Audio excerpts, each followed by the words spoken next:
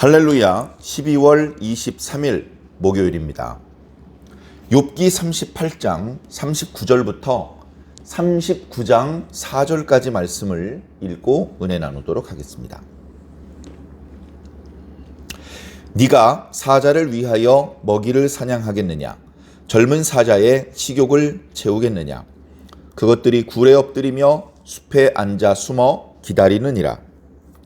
까마귀 새끼가 하나님을 향하여 부르짖으며 먹을 것이 없어서 허우적거릴 때에 그것을 위하여 먹이를 마련하는 이가 누구냐?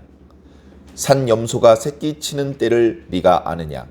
암사슴이 새끼 나는 것을 네가 본 적이 있느냐? 그것이 몇 달 만에 만삭되는지 아느냐? 그 낳을 때를 아느냐? 그것들은 몸을 구부리고 새끼를 낳으니 그 괴로움이 지나가고 그 새끼는 강하여져서 빈들에서 크다가 나간 후에는 다시 돌아오지 아니하느니라. 아멘. 오늘 말씀부터는 이제 짐승들을 하나님께서 먹이고 돌보시는 이제 그런 모습들을 이제 하나님께서 말씀하고 계십니다. 계속해서 하나님께서 말씀하시는 방법은 질문을 하시는 방법입니다. 네가 이것을 아느냐? 이것을 보았느냐? 대답은 본 적 없습니다. 모릅니다. 저는 할 수 없습니다. 이제 그런 대답인 것이죠. 계속해서 이 질문들의 내용은 인간이 모르는 영역 속에서 또는 인간이 할 수 없는 그런 영역 속에서 하나님께서 알고 계시고 하나님께서 일하고 계신 그런 모습들을 간접적으로 보여주고 계십니다. 그리고 그것을 통해서 의심했고 또는 불평했던 욥의 그 말들이 얼마나 어리석고 허망한 것이었는지 드러내고 거꾸로 하나님께서 얼마나 크고 강하시고 참 고마운 분이라는 것을 또한 드러내 보여주고 있습니다. 사실은 이제 지난 시간에 따오기와 수탉의 얘기로부터 어찌 보면 하나님께서 천지 만물 중에서 이제 그 전에 앞부분에는 물 또는 번개, 땅, 무슨 날씨, 또 하늘의 질서 이런 말씀을 하시다가 그것들보다는 조금 가까운 차원에서 이제 여러 짐승들을 하나님께서 먹이고 돌보시는 그런 모습을 말씀해 주고 있는데요. 오늘 말씀 앞부분에 사자에 대한 이야기가 나오죠. 사자는요, 인간이 감당하기에는 너무 강합니다. 1대1로 사자와 싸워서 이길 수 없습니다. 이런 이야기를 하면 삼손은 사자와 싸워서 이겼는데요? 또 이렇게 물어보는 꼬맹이들이 더러 있습니다. 그럼 제가 틀렸나요? 그렇지 않습니다. 인간은 사자와 1대1로 싸우면 이길 수가 없습니다. 삼손이 사자를 이길 수 있었던 것은 하나님께서 사자에게만 능력을 주시지 않고 삼손에게 특별한 능력을 그때 주셨기 때문에 이길 수 있었던 것입니다. 다니엘이 수많은 사자들 앞에서 다치지 않을 수 있었던 것은 다니엘의 능력이 탁월해서가 아니고 그날 하나님께서 사자들의 입을 봉하셨기 때문에 다니엘이 안전할 수 있었던 것입니다. 그런 특별한 배려, 특별한 상황이 아니라면 우리는 사자와 1대1로 싸워서 이긴다는 것은 기대하기 어렵습니다. 죽지 않더라도 치명상을 입고 아주 위험한 상황을 만날 수밖에 없는 것이죠. 그런 사자를 인간이 싸워서 이길 수도 없고 길들일 수도 없고 자기 마음대로 부릴 수가 없는 존재인데 그나마 자주 만날 수도 없죠. 오늘날은 인간이 너무 설쳐요. 인간이 인간의 영역을 넘어갑니다. 선을 넘어가는 것이죠. 도가 지나친 것이죠. 그래서 인간이 자신들의 사는 영역을 벗어나서 사자들이 사는 영역으로 자꾸 들어갑니다. 그래서 충돌이 생깁니다. 처음엔 사람들이 다치는데 나중엔 사람들이 그 사자들을 몰살을 시켜서 사자들이 살 곳을 잃고 이리저리 쫓겨서 동물원으로 결국은 들어가게 되는 것이죠. 참 안타까운 현실입니다. 오늘 그것을 말씀드리려는 것은 아니지만, 자, 욥의 시대에서 사자의 존재는 매우 두려운 존재고 자주 만날 수 없는 존재고, 만나면 인간의 능력과 지혜로 감당할 수 없는 존재입니다.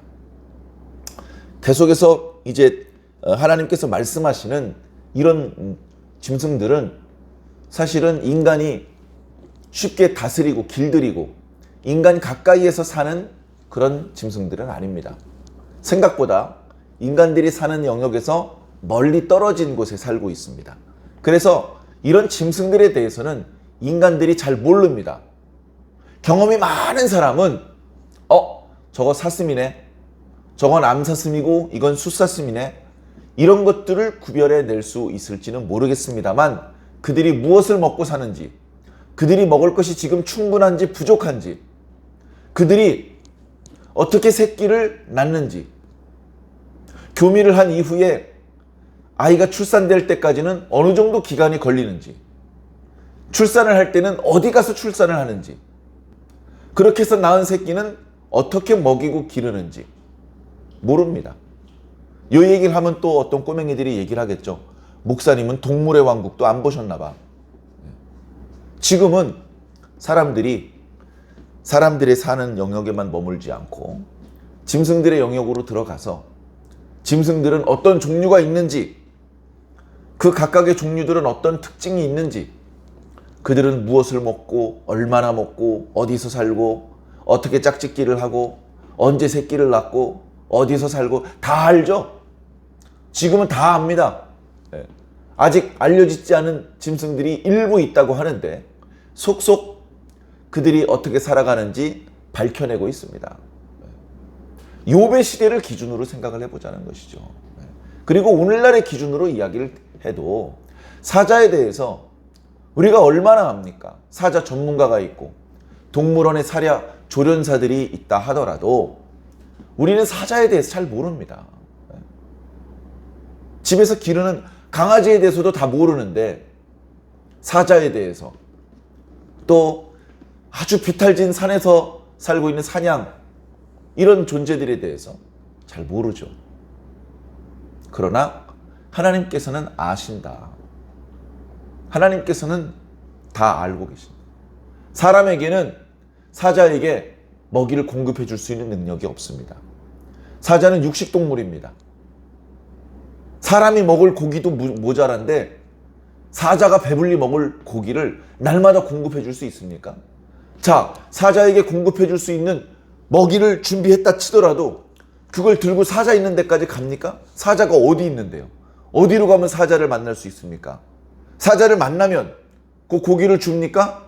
강아지에게, 닭들에게 먹이를 주는 것처럼 밥그릇에다가 먹이를 담아서 주면 되는 겁니까?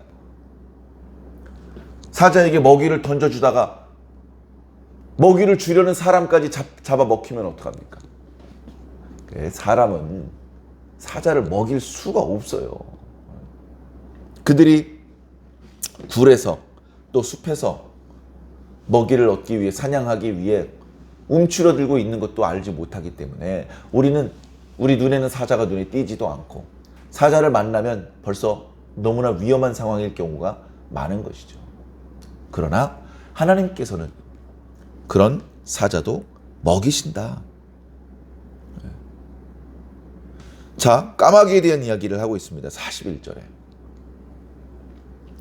까마귀가 하나님을 향하여 부르짖습니다. 뭐라고 부르짖냐면요, 깍깍 이렇게 부르짖겠죠. 근데 그 내용이 우리 인간의 귀에는 무슨 의미인지 잘 모르지만 그 까마귀들이 먹을 것이 없어서 깍깍 애처롭게 부르짖습니다. 그 부르짖는 것이 허공을 향해서, 동료 까마귀들을 향해서 하는 말인 것처럼 우리는 생각할지 모르지만 욥기에서 하나님께서는 그것은 당신을 향한 까마귀들의 애처로운 부르짖음이다. 나는 인간들이 관심도 두지 않고 인간들이 그놈들이 어떻게 살아가는지에 대해서 모르고 그런 신비에 쌓여 있는, 조금 심하게 말하면 혼돈의 영역에 있는 그런 짐승들에 대해서도 잘 알고 계시고 그들을 먹이고 돌보시는 분이시며, 그들이 때때로 먹을 것이 부족해서 부르짖을 때 그 부르짖음을 거역하고 무시하고 거절하고 침묵으로 일관하는 그런 신이 아니고, 그들이 부르짖을 때마다 안타깝게 생각하면서 달려와서 그들의 배고픈 문제를 해결해 주는 자비로운 분이시다. 그걸 말씀해 주고 있는 것이죠. 이제 왜 이런 말씀을 하시냐면요, 욥이 지금까지 세 친구들과 변론을 할 때 하나님께서는 피조물을 창조하기는 하셨는데 어떤 때 보면 하나님께서 그 피조물에 대해서 무책임하시는 것 같아. 그 피조물을 죽이실 때 보면 아주 무참하게 무자비하게 막 죽게 내버려 두시는 것 같아. 하나님께서는 피조물을 창조하신 목적이 죽이기 위해서 만드신 것 같아. 너무나 극심한 고통 중에 있다 보니까 그런 표현도 했어요. 그리고 자기가 하나님께 간절히 기도할 때 전과 같이 하나님께서 응답을 하지 않으시더라. 하나님께서 응답을 하지 않으시고 침묵하시기만 하시더라. 그런 이야기를 했었거든요. 그런데 하나님께서는 말씀하십니다. 아니야, 욥아, 네가 말한 것과 달리 나는 모든 생명을 사랑한다. 모든 생명을 죽이기 위해서 창조한 것이 아니다. 나는 그들이 사는 것을 원한다. 나는 그래서 인간들이 관심을 갖지 않더라도 이 세상에 있는 모든 육축들을 다 먹이고 기르고 돌보고 있다. 그리고 그놈들 중에 먹을 것이 부족해서 소리를 지르면 나는 달려가서 그들에게 먹을 것을 공급해 준다. 까마귀는 특히 유대인들에게는 부정한 짐승으로 분류됩니다. 율법에도 그렇게 나타나고 있고요. 까마귀는 주로 죽은 짐승의 고기를 먹는 그런 종류입니다. 그러다 보니까 부정한 짐승으로 분류될 수밖에 없죠. 그런데 그렇게 부정한 짐승으로 하나님께서 지정해 주셨음에도 불구하고 결국 그 짐승도 허망하게 죽지 않도록 하나님께서 그들을 먹이고 기르시고 그들의 부르짖는 소리를 거절하지 않으시고 응답을 해 주신다. 그런 미물, 심지어 부정한 짐승으로 분류되는 그런 미물의 부르짖음도 응답하시는 하나님께서 사랑하시는 당신의 백성, 당신의 형상으로 만든 우리 사람들의 기도를 거절하시겠느냐? 그럴 수 없다라는 것을 말씀해주고 있는 것이죠. 이어지는 말씀 39장 1절에 보면 산염소가 나타나고 있습니다. 여기는 이제 산염소가 새끼를 낳는 이야기가 나오죠.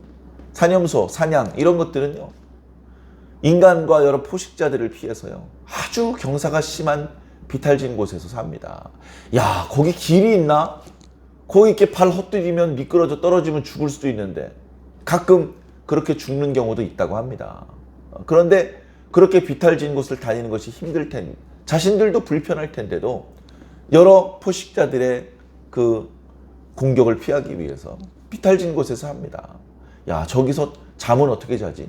먹이는 어디서 구하지? 새끼는 어디다 낳지? 그게 인간의 눈엔 잘 안 보여요. 그게 잘 모릅니다. 그러나 하나님도 모르시겠느냐? 하나님은 아신다. 산 염소가 새끼를 치는 때를 아느냐? 모르죠. 어디서 사는지도 모르는데요. 암사슴이 새끼를 낳는 것, 안 그래도 포식자들이 두려워서 도망가고 산 비탈에서 사는 녀석들이 아주 그냥 조금만 바스락거리는 소리만 나도 눈이 동그래져가지고 고개를 확 돌립니다. 뭘 하고 있다가도 멈추고 경계를 하는 것이죠. 아주 예민한 녀석들인데 새끼를 낳을 때 더 예민합니다. 가장 안전한 곳에 가서 새끼를 낳습니다. 그 안전한 곳은 포식자들이나 인간이 접근하기 아주 어려운 험악한 곳이고 비탈진 곳이고 어찌 보면 위험한 곳입니다. 그곳을 뚫고 들어가서 더 이상 그 누구도 보이지 않는, 아무도 볼 수 없는 곳에 들어가서 새끼를 낳는 것이죠. 근데 그건 하나님은 보신다. 하나님은 보신다. 그들이 교미한 다음에 몇 달 만에 만삭이 되는지 아느냐? 어떻게 알아요? 교미하는 것을 보여줍니까? 걔네들이? 새끼를 낳는 걸 보여줍니까? 모르죠. 그리고 낳을 때를 불룩한 배만 봐가지고는 한 달 있다 낳을지 두 달 있다 낳을지 알 수가 없습니다. 그리고 그것들이 새끼를 낳을 때 몸을 꾸풀여서 낳는 거 알았느냐? 하나님은 다 보셨기 때문에 아신다. 그래서 아이를 잉태하고 해산하는 고통이 지나서 아이가 태어나면 아이를 기르죠. 기르다가 순식간에 사람과 달라요. 태어나자마자 걸을 수 있습니다. 설 수 있어요. 태어나자마자. 그래서 순식간에 성장을 하고 이내 부모의 품을 떠납니다. 그리고선 다시 돌아오지 않죠. 너희들이 보는 양들, 염소들이 그렇게 태어나고 그렇게 자라고 있다. 그 모든 과정에서 하나님께서 먹이시고 입히시고 돌보시고. 그러니까 선지자들의 글에 하나님께서 오늘 피었다 지는 아궁이에 던져지는 들풀도 입히신다.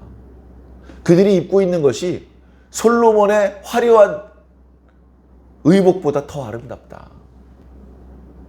그렇게 주님께서 말씀하셨던 것이 결코 과장이 아닙니다. 결코 과장이 아니죠. 사랑하는 성도 여러분, 하나님께서 하시는 일을 우리는 다 알지 못합니다. 어떤 때 보면 하나님께서 쓸데없는데 관심을 가지고 있는 것 같고 엉뚱한 일에 열중하시는 것 같은 느낌을 가질지 모릅니다. 어제도 그런 말씀을 드렸지만 하나님은 이스라엘과 유다 백성들을 바라보시고 그들의 기도를 들으시고 그들만 돌보셔야 될 것 같습니다. 그들을 괴롭히는 아수르 사람, 이스라엘 사람들이 살지 않는 니누의 땅, 사람도 아닌 짐승, 이런 부분에 대해서는 하나님께서 무관심하셔야 될 것 같습니다. 그런데 그렇지 않습니다. 하나님께서는 의인뿐 아니라 악인들을 위해서도 햇볕과 비를 내리시는 분입니다. 이스라엘 백성들에게 지대한 관심을 가지고 있으시던 그 시대에도 이스라엘 백성들이 살고 있는 그 땅, 지구 반대편에 있는 그 땅과 사람들과 그곳에 살고 있는 모든 동식물들을 위해서도 일하시는 분입니다. 지구를 벗어나 태양계와 온 우주를, 인간은 뭐 그런 게 있는지도 모르고 뭘 어떻게 해야 되는지도 모르지만 하나님께서는 그 모든 것들을 빈틈없이 관리하고 다스리고 돌보고 계신 것이죠. 그리고 그런 것들은 지금 당장 당신의 이스라엘 백성, 지금 당장 교회의 성도들, 그들의 기도를 들으시고 그들을 도와주시는 일과 무관해 보이지만 사실은 그 모든 일은 다 연결되어 있다. 하나님께서요, 우리 그리스도인들이 기도한 내용만 이루신다면 우리 못 삽니다. 살 수가 없어요. 우리 그리스도인들이 뭘 기도합니까? 우리 그리스도인들이 우리가 살고 있는 자연이 깨끗해지기를 기도합니까? 우리가 들이마시는 공기 속에 미세먼지가 줄어들고 산소의 비중이 점점점 줄어들고 있는데 산소의 비중이 더 많아지기를 기도합니까? 지구의 자전 속도가 느려지지 않기를 기도합니까? 지구가 가지고 있는 자성이 조금씩 약해지고 있는데 그것이 약해지지 않기를 기도합니까? 그런 거 기도하는 그리스도인들은 없어요. 아무도 그런 걸 두고 기도하지 않습니다. 그런데 하나님께서 그런 부분에 문제가 생기지 않도록 일해주고 계신 거예요.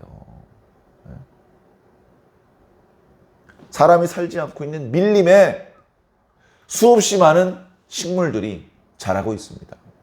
거기에 그렇게 빽빽한 밀림이 울창하게 우거지게 해달라고 어떤 인간이 기도했습니까? 아무도 그렇게 기도하지 않았습니다. 그러나 그곳에 그렇게 하나님께서는 밀림이 울창하게 우거지게 하셨고 거기서 엄청나게 많은 이산화탄소를 흡수하고 또 산소를 생산하는 일을 하게 하신 것이죠. 하나님께서는 우리가 요청드리지 않고 부탁드리지 않고 기도드리지 않은 것도 우리를 위하는 일이시면 하고 계십니다. 하나님, 왜 한눈 파십니까? 왜 일을 성실하게 하지 않으십니까? 왜 내 기도를 듣지 않으십니까? 왜 제가 시키신 대로 안 하시는 겁니까? 우리가 이런 말과 생각을 가지고 있다면 너무나 어리숙한 것이고 미성숙한 모습일 것입니다.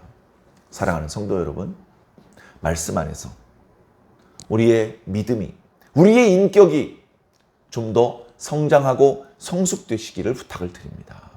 하나님을 우리의 이기적이고 자기중심적인 사고방식 안에 가두려고 하지 마시고 우리가 존재하기 이전부터 계셨던 그 하나님께서 얼마나 강하시고 지혜로우시고 자비와 사랑이 많으신 분인지를 느끼면서 그 하나님께 대해서 무한 신뢰를 보내드릴 수 있으시기를 바랍니다. 하나님을 믿으십시오. 우리가 때때로 아쉬움이 있고 어려움이 있고 하나님 앞에 기도해야 되죠. 하나님께서 다 알아서 하시니까 기도할 필요가 없다는 말씀을 드리는 것은 아닙니다. 그러나 우리가 우리의 기도를 드리는데 그 기도대로 이루어질 때도 있고 아무리 기도해도 안 이루어질 때도 있지만 그렇다고 하나님께서 귀가 먹으신 게 아니고 능력이 다 빠져나가신 것이 아니다. 하나님은 여전히 강하시고 가장 지혜로우시며 너무나도 부지런하시다. 성실하시다. 우리를 살리시고 우리를 구원하기 위해서 하나님은 졸지도 주무시지도 않고 당신의 일을 하고 계십니다. 얼마나 감사합니까? 우리가 한 번도 아침에 해가 제 시간에 떠오르게 해달라고 기도한 적이 없지만 하나님께서는 그렇게 해주십니다. 그 덕분에 우리가 살고 있는 것입니다. 잊어버리고 잘 모르고 놓치고 지나갈 때에는 감사하지 못했지만 말씀을 통해서 그게 절절히 느껴질 때 이럴 때 한번 뜨겁게 감사를 해보시기를 부탁을 드립니다. 그렇게 하나님께서 우리가 미처 생각하지 못했던 영역 속에서 여전히 우리를 위해서 일하고 계신다는 것을 깨달으며 오늘 하루 하나님께 감사하는 그리고 우리가 놓쳤고 평소에 잘 생각하지 못했던 그런 부분에 대해서도 하나님께서 우리를 사랑하시고 우리를 위해서 일하고 계시다는 것을 발견해낼 수 있는 그런 행복한 하루가 되시기를 주님 이름으로 간절히 축원합니다.